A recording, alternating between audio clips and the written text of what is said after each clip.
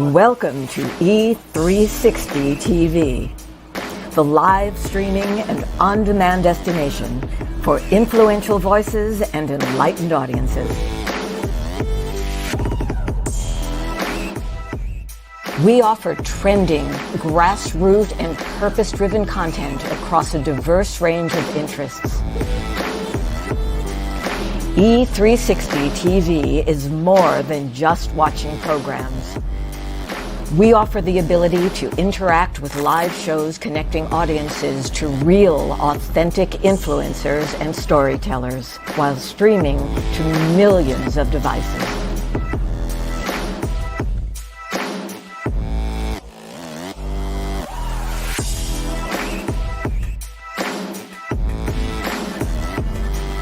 Real experiences.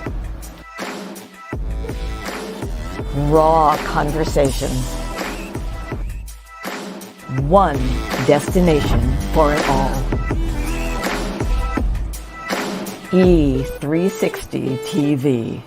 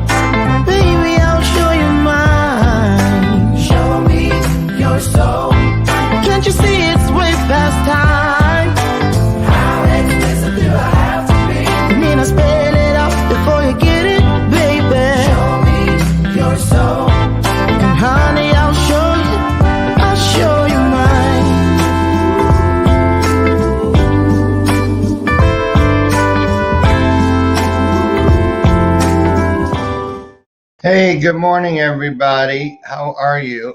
I was watching my own show from the wrong platform. You know, it happens. How are you guys? Welcome to today's installment of Bathrobe Moments. I'm your host, Lorenzo Herinsky. Lauren Michaels Harris. How are you? Welcome to the fourth day of May. Let's see, January, March, April, May. We're in the second month of Q2, so Q22. And I just want you to take a look at where you're at as far as being on track with your intentions that you've set for yourself. And intentions are just a little bit different than goals in my world. And so it's nice for us to be accountable to and with and for each other. So I want you to take a look today. Just when you have a few spare moments, look back over your shoulder to the beginning of the year and look at what you promised yourself you would be doing by now and see where you're at, okay? And if there's anything we can do to help you hit the mark, pull the trigger, just let us know. Bathrobe Moments has your back, and that is a fact. Our theme this year for season 5, count them, 1, 2, 3, 4, 5 years. This is the 5th full year, and our theme is Show Me Your Soul, and I'll show you mine. And that's what we're going to do here today, again, like we try to do, and we do every day. That's the bell of purpose. It means that when you hear that bell ring, that there's something really incredible going on. Somebody has said something, dropped a comment, done something that's just like sent those chills, when you know that something greater than the spirit is moving through us and with us. The frequency has been raised and the bar has been lifted. So when you hear that bell, it means that it's a great chance to pay it forward by sharing the broadcast out, inviting someone to join us in here, or just putting some hearts on the screen. Do something to say, whoop, whoop, I'm with you, right? Okay, it's not that hard. Help me welcome to the show at this time my guest, co-host. She's with me every day, Lucy McGillicuddy Ricardo. We're still drinking on, what is it? Oh, yeah, creamy hazelnut. This one actually does taste like hazelnut. So delicious, delicious, delicious. In the news, anything? I haven't had a chance after returning from DC. You guys, if you weren't here yesterday, you missed my little recap of the weekend where I told you I went into DC, but actually was hanging in Virginia with celebrity photographer Virginia Rose. Two Virginias in one sentence. Virginia Rose Hodges, and we got my yearly photo shoot out of the way. Shot the cover for the July issue of Shift Magazine, Dr. Robert Garcia's periodical, and we're very excited about that. Spent some time with associate producer Daniel Echeverria, also known as Weekly Dose of Dano host right here on E360 Television, and his best friend and photographer, Sebastian Torres. We had a great time. The second day, Saturday, we went over and met with tons of our veteran friends that we've worked with and are continuing to work with, the Triple Nickel crew, Annette Wittenberger, Marty Martinez, James Phelps, and it was just a blessed time. It really was. How was your weekend? I know it went fast, a little too fast for me, and as my good friend Jed always says, what in tarnation happened to the weekend? I don't know, but there's another one in front of us, right? So listen, last year, I had a young man on here that I think he came to me through a kid. I have his picture. Wait a minute. I can show you. Where is it? This kid right here, right there, was our waiter. Brian and I, he was our waiter at Cooper's Hawk and came over and was like, Lauren, Bathrobe Moments, and had him on the show, and he led to Tim, which is what I love about the law of attraction. When you try to do your best, as the four agreements request us to do on an ongoing basis, the law of frequency brings the right people right up front into your life. And Tim Chung came through that door, so I consider him a happiness guru. I don't see that anywhere in his bio, but he really does that for me. I love when I find his pieces come across my threads on Instagram, and I never just go past him. I always stop and pay attention because whatever he does always brings a smile to my face. He's always smiling. He's very uplifting, and just, some people just have that special gift of making you happy the moment you are in their presence. And that's how it is with this young guy. And I wanted to catch up with him. He is a solo traveler. I love that about him. I want to hear what he's planning on doing now that the world is starting to loosen up, open up just a tad bit, and see what's next on his travel agenda. Maybe he can share some of his highlights of his greatest trips and what he brought home from them. He's also a coach. We're going to talk about that. He's an investor and an entrepreneur. So without further ado, you know what we do at this time. It's a bathrobe thing that we do. Put your hearts on the screen. Put your hearts into the screen, into the show today. And let's just pour into each other, shall we? Let's fellowship together, uplift each other, and just have a great time, shall we? Let's put our spirits together, do a soul clap, and get him in here. Here he comes, everybody, Tim Chung.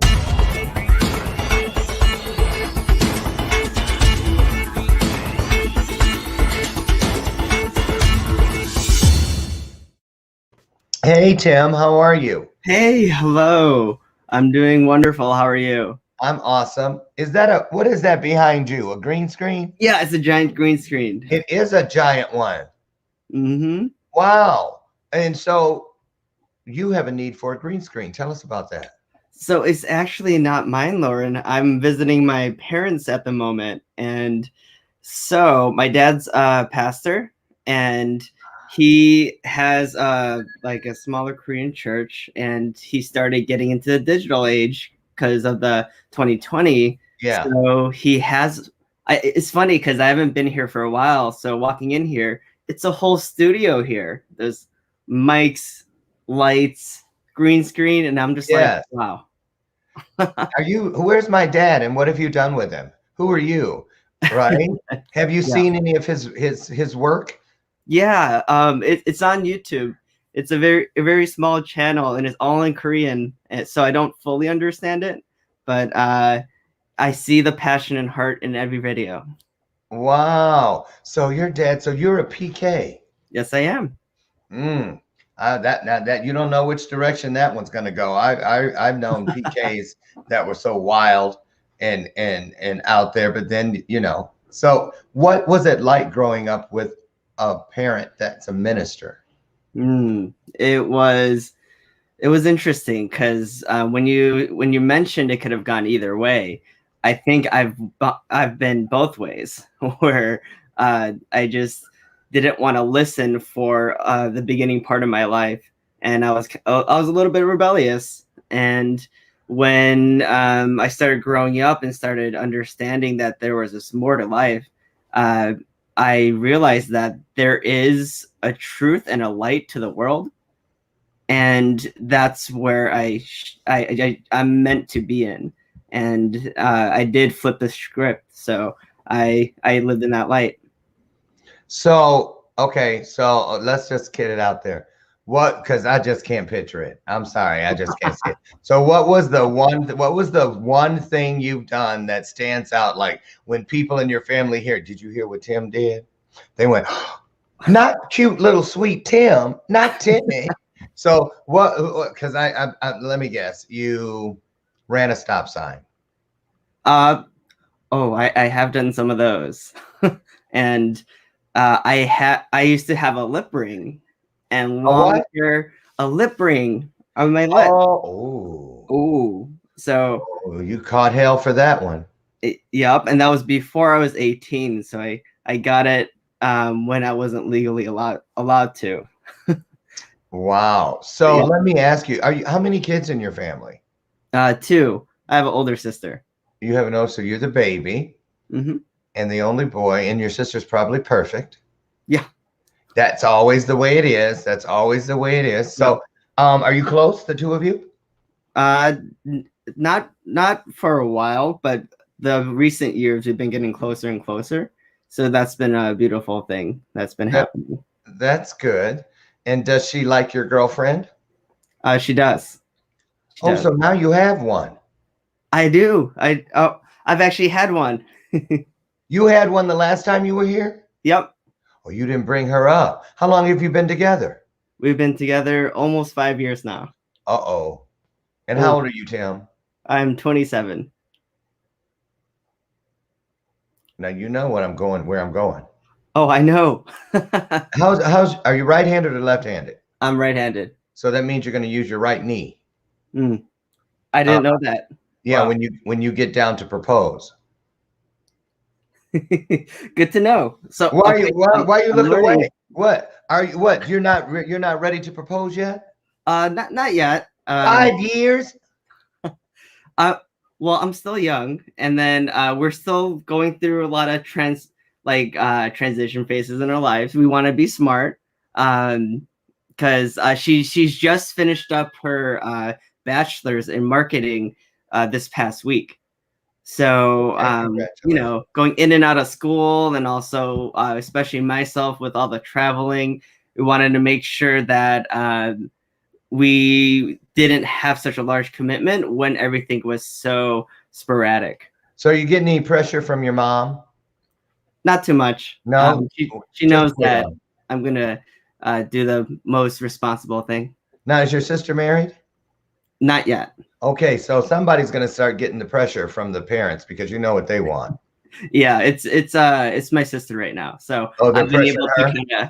Okay, you get her out of the way. They're coming for you. Okay, I get it. Yep, So, yep. Tim, you are a solo traveler. Now, before we get into that, I wanted to pull up. Yeah, you of course you're in the picture.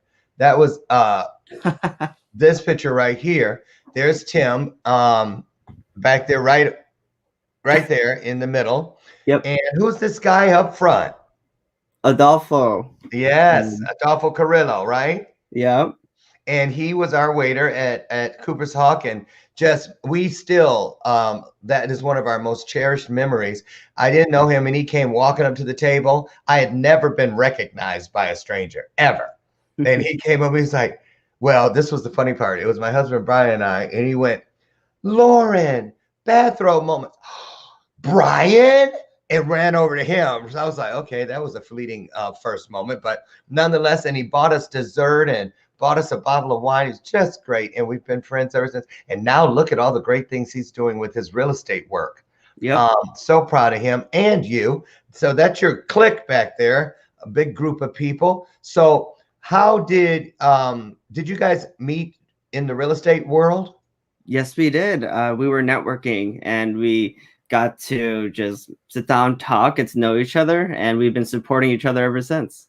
And you guys are you got a great clique of young people there. I want to play a little game with you before we get started about your travels. Sounds great. Because you're a risk taker. You know this, right? Yeah. No, not just in real estate. I'm talking about this kind of stuff. Oh. Now, see, first of all, I'd have been afraid the glass was going to break and I'd fall out the back, or I'd fall forward and bust my new leg open. Oh, there. Hi, everybody. There you are, perched up there. You like climbing up on stuff. So I bet you've been doing that for years. There you are on top of something else again, and I'm, you're just full of bull. That's all I got to say about that. There you are again. Yep. So you're not, but the picture I really wanted to know about, which I absolutely love. I went through all your stuff. I was all up in your business on Facebook. I love this. Oh, yeah. Do you remember this moment? I do remember this moment. What prompted it? It was a business conference over in Miami, and what was beautiful about the moment was that it was after the event, and most of the people were already left, and we were spending extra days there because Miami, and this was currently around 2 years ago with the polar vortex in Chicago, where it was like -20, if you remember that. Yes, I do. My feet are still frozen. Yeah, right. And we planted one of the flags from the event. It was the 10X Growth Conference with Grant Cardone. Yes. Yep. Right. And then Grant Cardone, he's a big salesperson. I know who it is. I'm kidding. Yeah.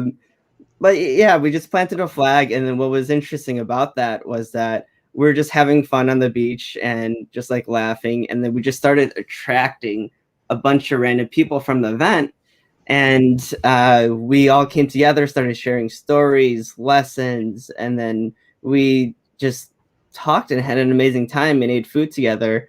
And at the end, we just kind of did a little hand thing, took a picture, and cheered, and created some videos too. It was a beautiful moment. It looks like it. As soon as I saw it, I was like, I know why he kept that. That was one of the, and that's what I love about photos, how they take us back to the moment and remember us to it. And can never have too many of those. I like to get those kind of photos printed so I can have them, put them in a little frame or a collage or something. Instead of just digitally on your phone. Remember the day, well, you're probably too young, where you could go to somebody's house and they pull out the photo albums and you go through and point and look. A lost art.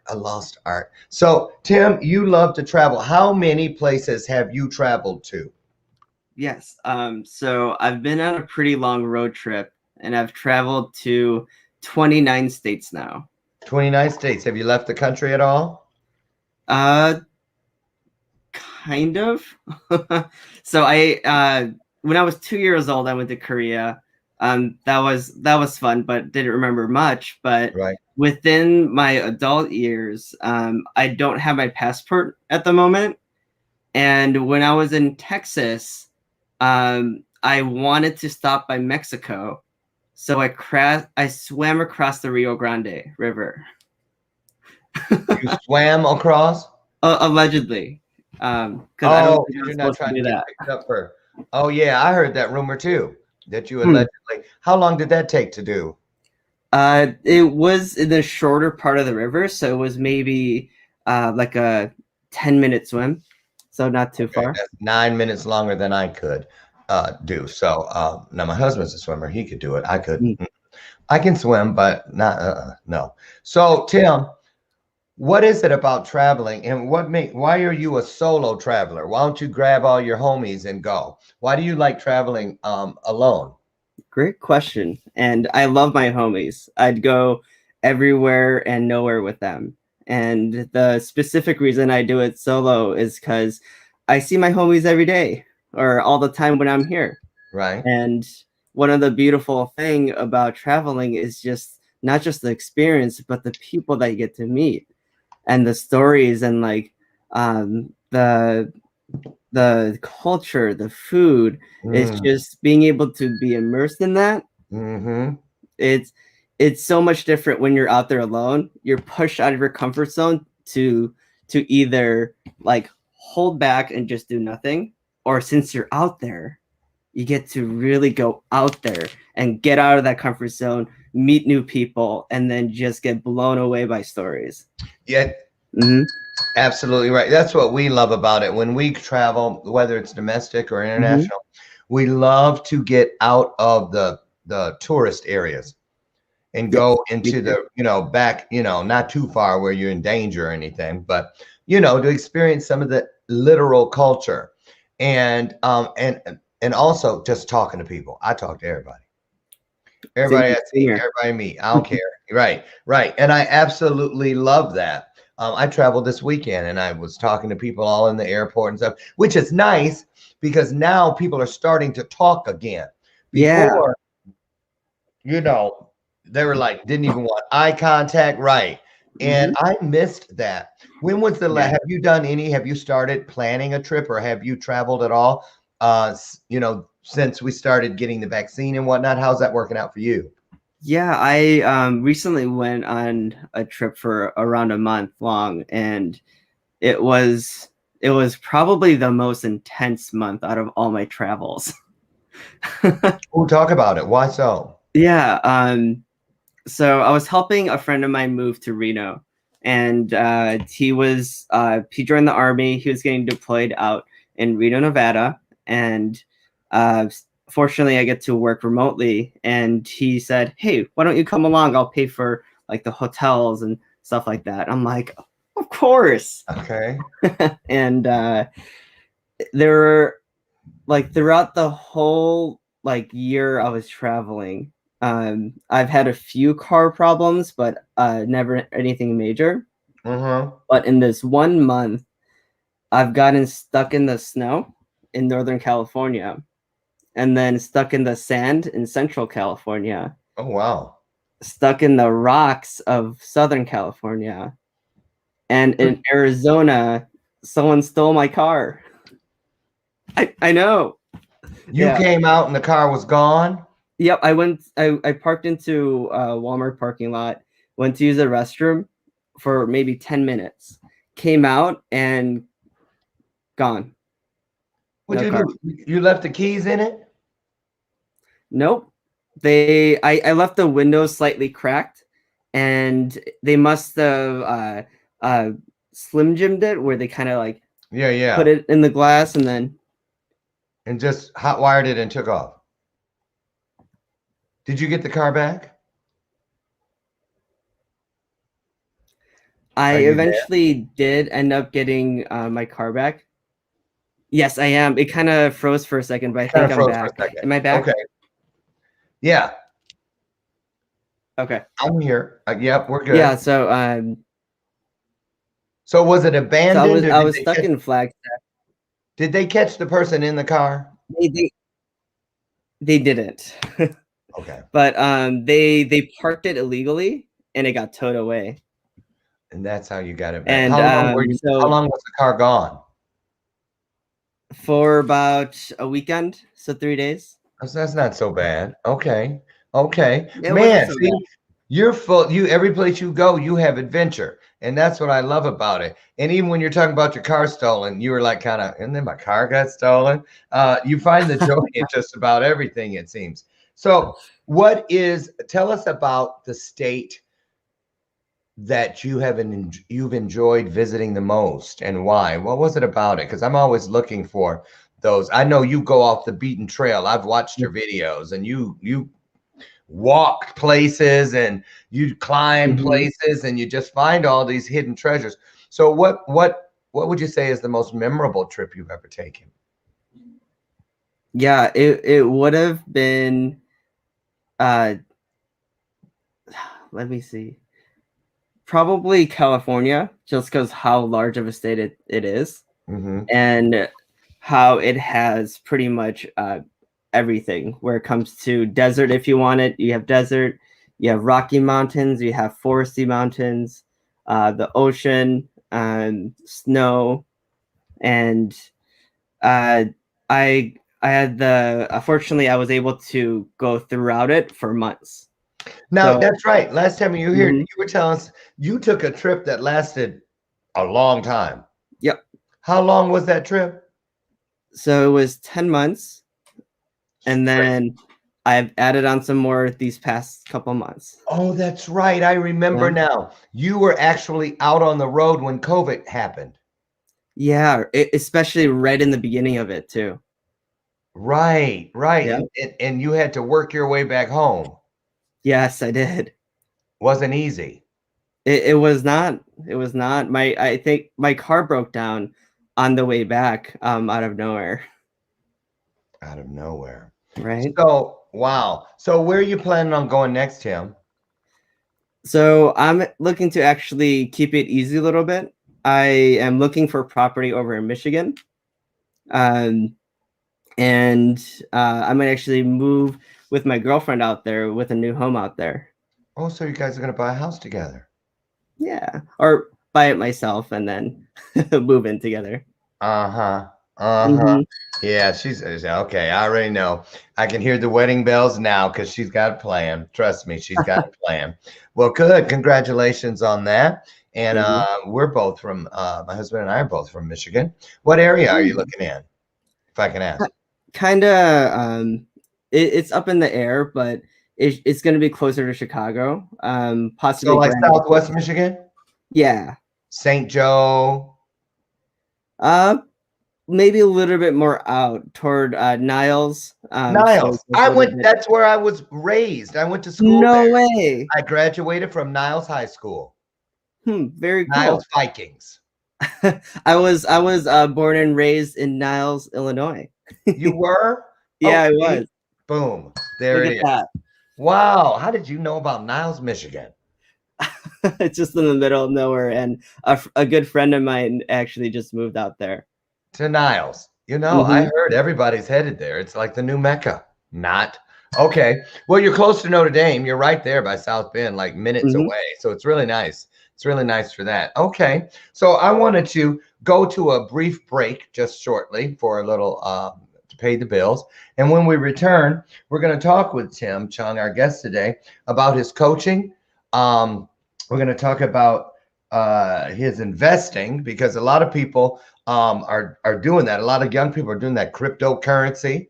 And I know you're a 10X aficionado and an entrepreneur. So we're going to talk about what you're doing. Maybe you got some tips for us on where we might be able to look to drop a few coins to invest for our futures. So we're going to get into that and your coaching and other things when we return. In the meantime, you guys get on the horn, invite somebody to join us. We will be back in just a moment. Don't you go away.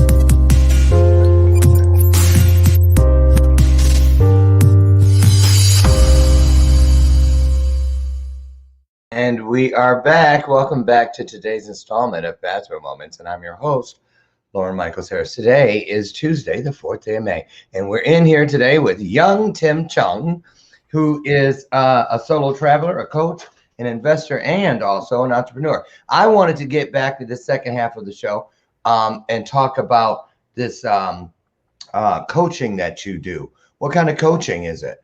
Yeah, it's all surrounded by mindset, and it's something that means a lot to me because I just know through my personal experience and just from learning within the space that mindset is the foundation of every success and everything that we want to do. It is. It is. So, what kind of people sit across from you for coaching? What do they come in looking for? How do they find you? And what is the very first thing you start picking away on, to help somebody? Where do you begin with this mindset thing? Yeah, amazing questions. And the people that I look for are just the everyday person that keeps a generally busy schedule. They want to do more and they look for more. And also people that also are giving and caring, just such as myself. Which you are. You really are. And yeah, they're and my clients are so amazing. I'm always blown away by them, and I appreciate them so much. And the way I find them is all through just organic marketing through Instagram and also Facebook. Really? Yep. So these people aren't people who have per se known you.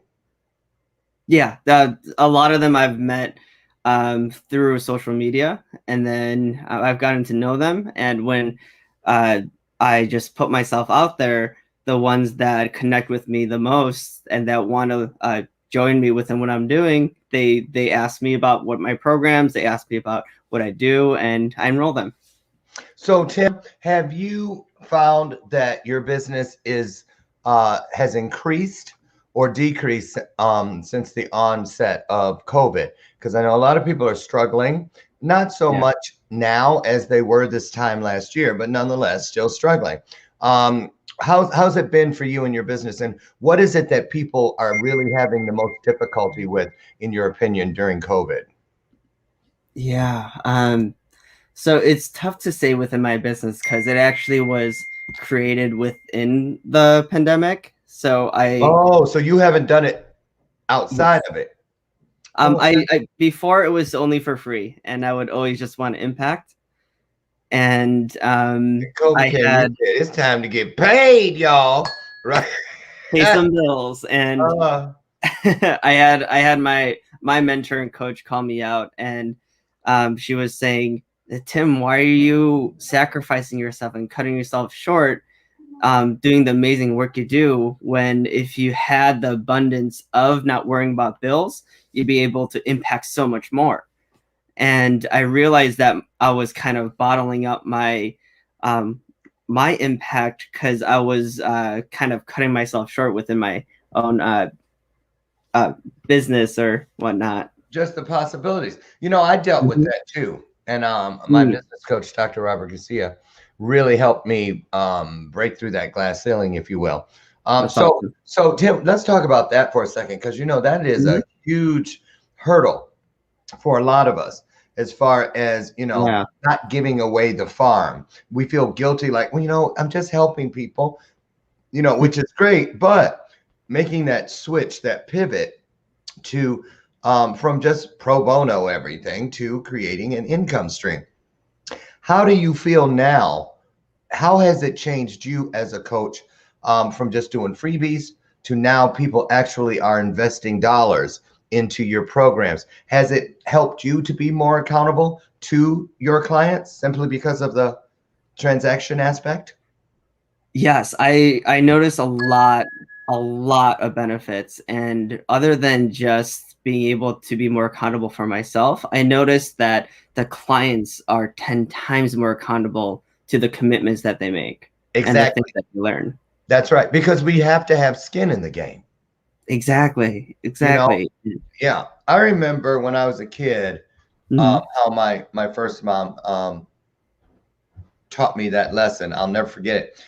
There was a sweater I wanted, and it was kind of expensive for a kid. And she said, I'll make a deal with you. If you save up money to pay for half of a sweater, we'll buy it. I'll pay the other half, but then I'll buy you a second one. And if you can bring that sweater that you buy to me, or the one, no, if you can bring both sweaters to me, is what she said. 6 months after we buy them, I'll give you all the money back that you paid. So we did it. And I forgot all about the deal. And then 6 months came, and she must have written it down or something. Because it's like, oh, remember those sweaters we bought? And I was like, yeah, can you go get them? And I was like, no problem, because I knew it was coming. But anyway, long story, and the moral of the story is this. I went in and I searched and searched. I found the one that I paid for. It was all folded nicely in the drawer.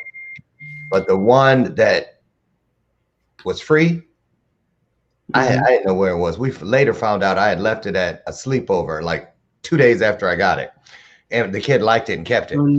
Right. So the moral of that story was, you take care of the things you pay for. Just like in life, my other mother, my birth mother, told me later in life when I met her, Lauren, never forget the best lessons in life are the bought lessons, the ones you literally pay for. So how many clients do you have right now? Is that too personal? So, oh no, I can definitely share. So right now in the program, not everyone's fully active at the moment, but we have 29 people, and boom. Wow. Yeah.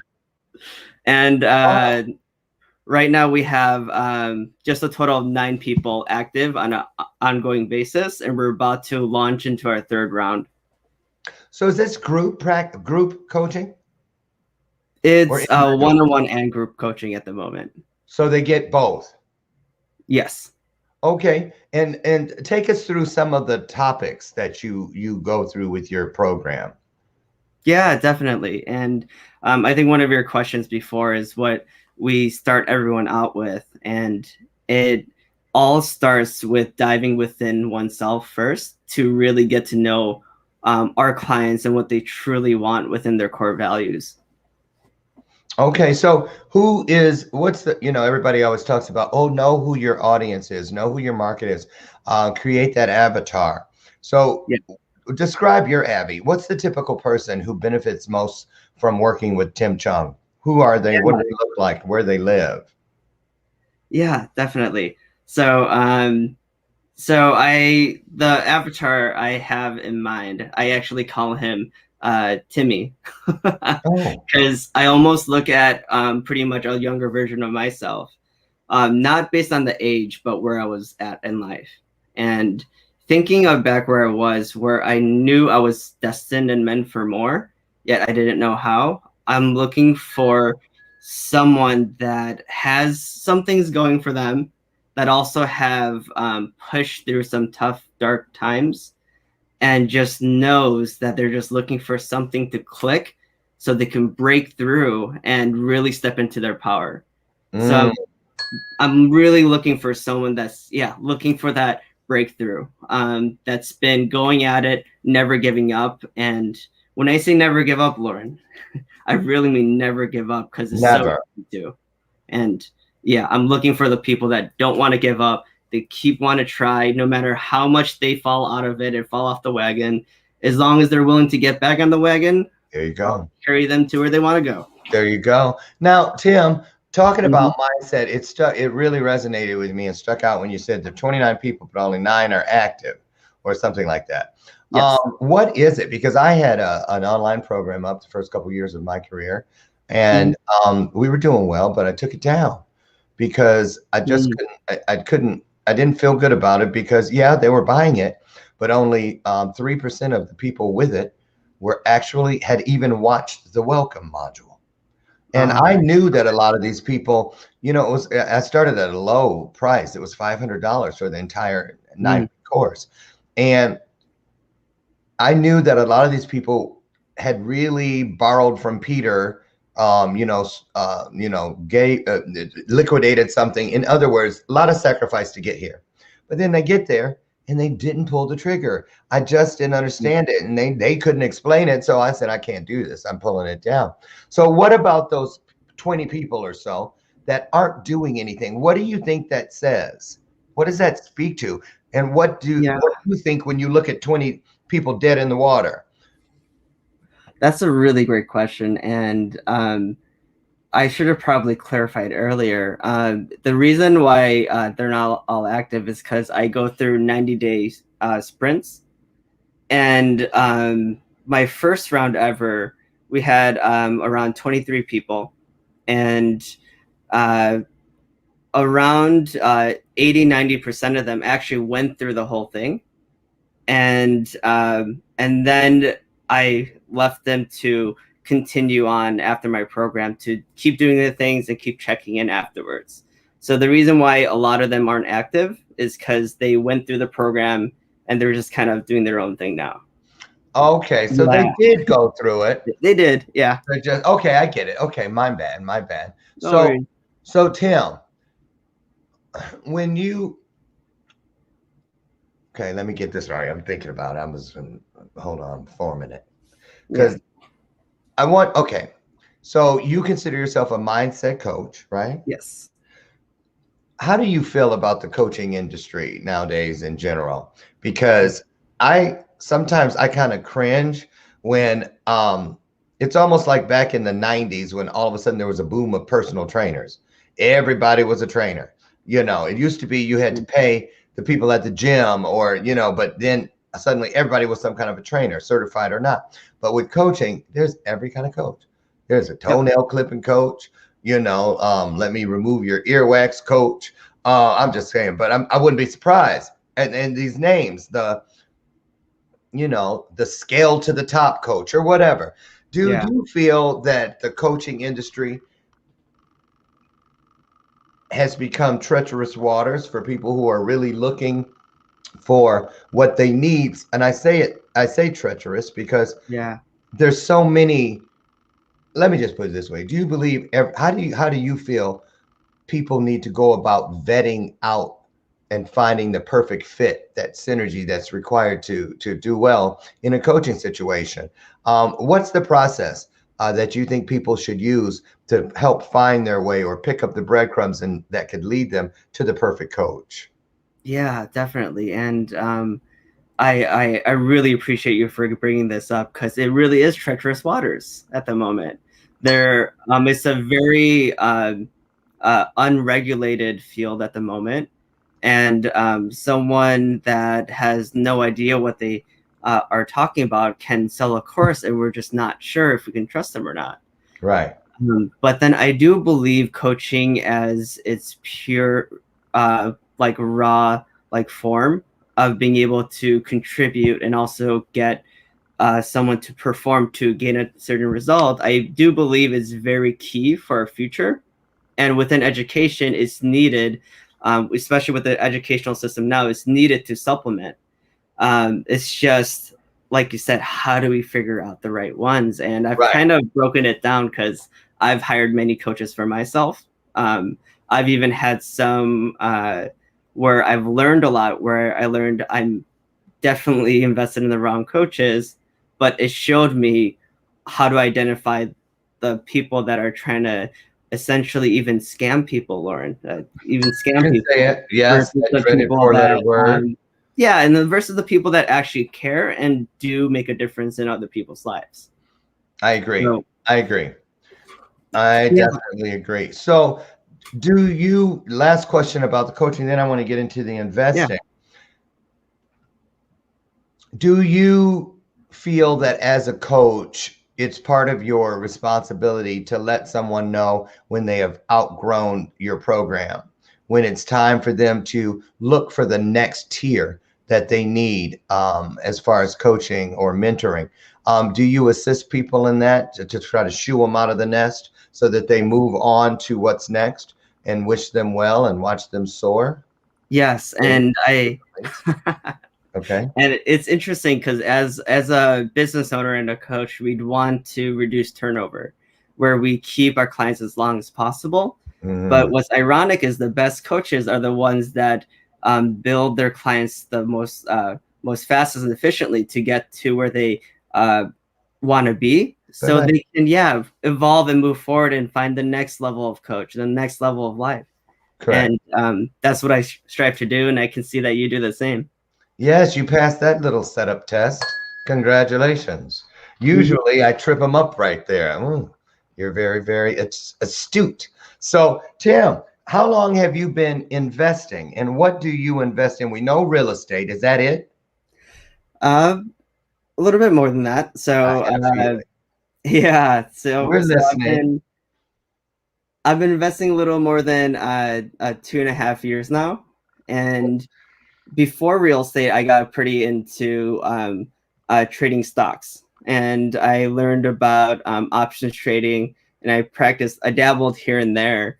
And then when I found real estate investing, I definitely fell in love and dived right into it. And I literally took all my money out, put it into real estate. And I'm not sure if I mentioned in the last podcast, but I am doing something called house hacking, where I bought a triplex.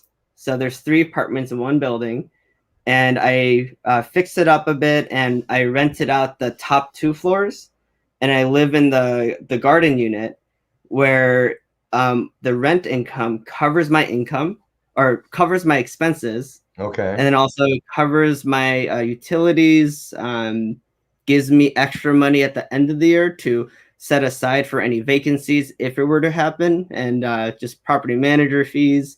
And then on top of that, I even get an extra $200 per apartment unit I have as just cash flow income. Well, how many? Okay, so is that how many do you? How many? I feel like I'm getting personal, but no worries, it's okay. Okay, so how many properties have you acquired? So, so this is actually my only one. Okay, so your first one. And how long have you had it? So I've had it for 2 years now. And you feel like it was a good decision? Yes. I wish I knew about it earlier, and I would have done it a lot earlier, because it's just has given back so much and reduced my living costs at the same time. Wow. So what would you recommend for a person who wants to learn how to start doing what you've done? Did you take a course? How did you know that this was going to work for you? I mean, where did you go to get your all the things you needed to know to make the right kind of decisions? Yeah, I definitely started with books. And the books that got me onto real estate investing was Rich Dad Poor Dad, because it talks about the assets, liabilities, and I had I was in a big networking phase in my life, where I wanted to learn business, I wanted to learn investing, and I started talking to a ton of people, and someone within my network. I remember, I think I was on Facebook, they posted just a check they received, and it was just a fix and flip that they did. And within one property, they made 3 times of my annual salary. Wow. In 4 months. And I was making 6 figures at that point. Wow. Yeah. So Tim, what are your plans with it? I'm just trying. So when you get a property and you live in it, I get that part. It's like everything's paid for. You're right there on site. You can keep an eye on who's where, doing what. Yep. So do you keep it and say, okay, I'm going to keep this thing for 10 years, or I'm going to live here for 5 of it and then use it to move somewhere else, and let someone else move in and still let that pay? What's your plan with it? Do you say, I'm going to get rid of this? So when you invest in it, how long do you see yourself in that particular thing, or does that not matter at the time and you just wait it out? Yeah, so I give myself multiple exit strategies, which just means different ways I can go about it. And because buying a home is a large commitment, I before going in, I wanted to make sure I knew I can be flexible with it. And I knew I at least wanted to hold on to it for 2 years, made it past that point, for a specific reason of living in a home for at least 2 years out of the last 5 years of owning it. If I were to sell it, I would pay zero capital gains tax. So essentially, all the income I would produce on the sale, I wouldn't pay any taxes on. Oh, wow. Tax free. Yep. Tax free. We like that. And Yep. did you get that from the Donald Trump Online School of Real Estate Investing? No, I got it from just networking, but I probably could have. So, okay, networking. I've heard you mention that term a lot for during the interview. How was your networking affected during COVID? Were you still getting it in virtually? Is it the same thing? Did you get the same amount of benefit, or was that different as well? Did you have to learn to navigate your way through the networking? Yeah. World? The pandemic almost came at a perfect time in life within networking, because when I was traveling, I was learning how to network online, and I was newer with social media, and I was like, okay, how do I do this online? So many people are already doing it. And I was also building my coaching business towards the end of it, within the pandemic. And what it taught me was that it's actually 10 times easier to network online, and I could do it a lot more efficiently and quicker. Okay. And I'll be able to even learn more about people just from based on looking at their profile. Okay, great. So I know right now a lot of you are tuning in and going, well, how's he do that? Ask him, Lauren, ask him. Give us some tips. Can you provide the viewers here some tips on how to start networking and mining for contacts, clients, opportunities through social media during the pandemic? Yes. What are your top tips? Yeah, I'd say the first thing always is just starting with yourself. And something that I had to learn myself is just showing up for myself so people can see me in the room. And it's almost the same as networking in person, Lauren. If you've ever seen someone in the back of the room folding their arms, not talk to anyone, just essentially hiding, that person's not going to talk to anyone. They're not going to meet anyone. And in social media, it's very easy to be I call them lurkers, where you're kind of looking here, looking there. Like Donald Trump did Hillary Donald Trump was doing Hillary during that debate. Oh my goodness. Remember how he's walking back behind her? Stalking. That's still one of my funniest moments. Yeah. So what about the trap? I know, and it's right over there, a bag with like 5,000 business cards in it. Where going to mixers and stuff, I still have those cards and I keep them because for every card I have, I most likely gave one away. And I gotta say, I don't know what I was doing wrong, but when I was just collecting cards, they were just collecting dust. Not much. I don't believe I converted 1 penny out of any of those cards over there. So there's more to networking than just coming, clinking a drink, and exchanging cards. What is the thing that you do that takes that initial meeting and then transforms it into a relationship?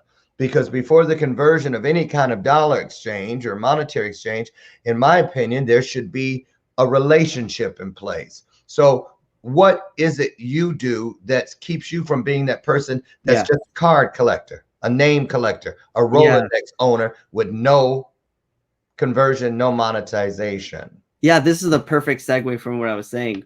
Once you have your page set up, you're showing up on social, they know who you are. It's the same as in person. Say hi and start building a real relationship of like just connecting with another human being. Don't shove your agenda on them. Don't shove your business card of like, hey, I'm a realtor. Hey, I'm this. Hey, I'm this. Just talk to them like a person. Hey, like, how are you? Or I noticed this about you. I think we're going to get along. And how long do you take personally just getting to know backstory, sharing things about you before you start introducing the sell? Yeah, I actually don't even introduce the sell.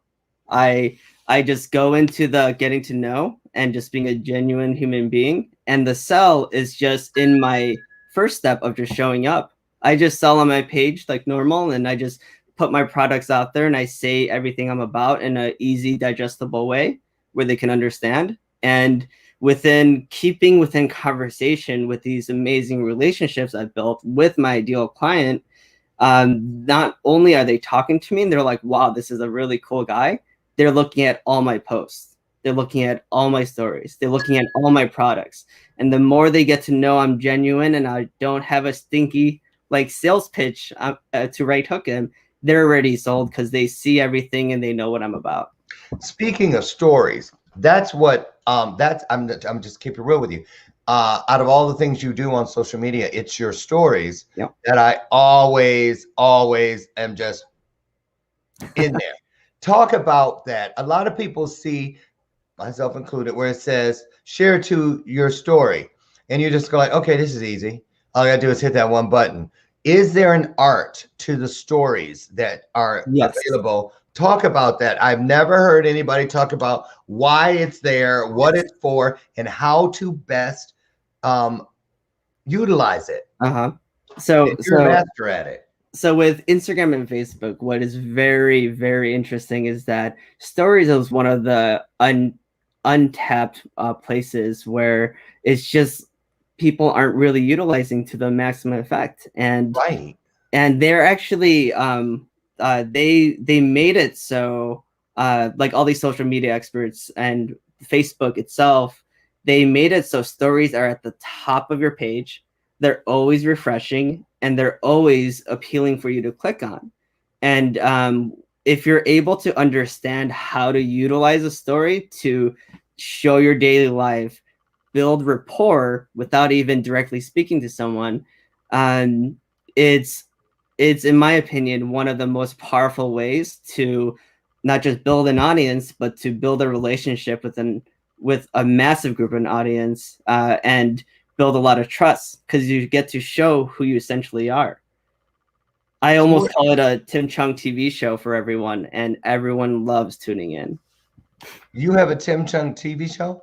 Not really. I call my story. That's what it feels, and that is what it feels like. So what are the do's and don'ts of the story element? How long should it be? What if you don't want to do this, but you do want to do that? A couple of those. Give us a couple of those, because you have it down. 100% do things with you in it. You're the main star. Like, so your literal face. And I love dog pictures and I love pets and cats, and I'm a big animal person, so it makes me go, ah. But then the Facebook or the Instagram isn't the account for your pets, unless you want to make a separate one. It's for you, and it should have your pets in it, but it should mainly be you, and it should show the things that you're interested in. And whenever you're kind of living life, it doesn't ever have to interrupt the present moment. It can just be a quick, hey, this is what I'm doing, this, and just follows the day. And people get to kind of peek into what your life looks like. And a story stays up for how long? 24 hours. 24 hours. Okay. Listen, if you guys would like to learn more about Tim Chung's coaching program, Tim Chung's everything, and also to get over and maybe pick his brain about how to utilize these stories. I know I want to know more, because that's exactly what I'm hooked on in your social media platforms are your stories.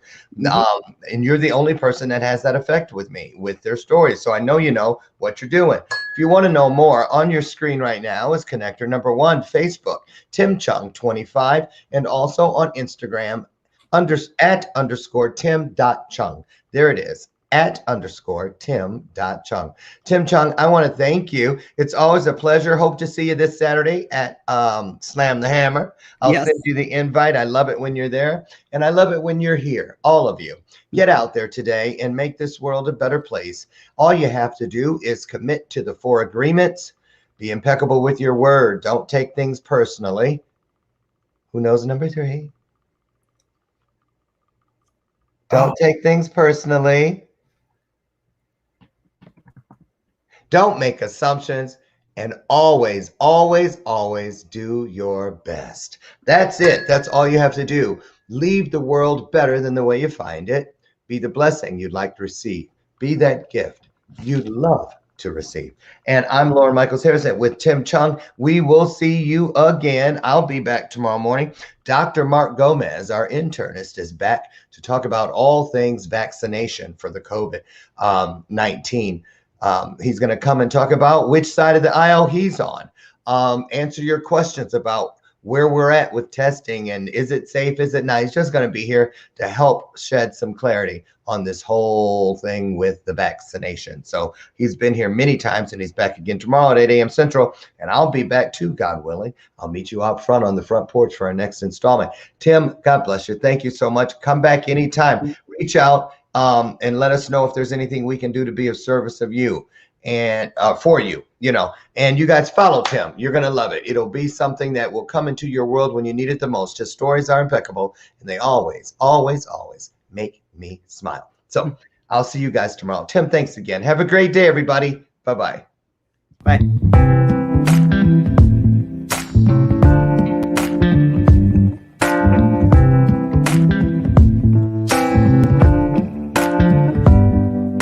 Show me your soul. Baby, I'll show you mine. Show me your soul. Honey, it's way past time. How expensive do I have to be? Need I spell it out before you get it, baby? Show me your soul.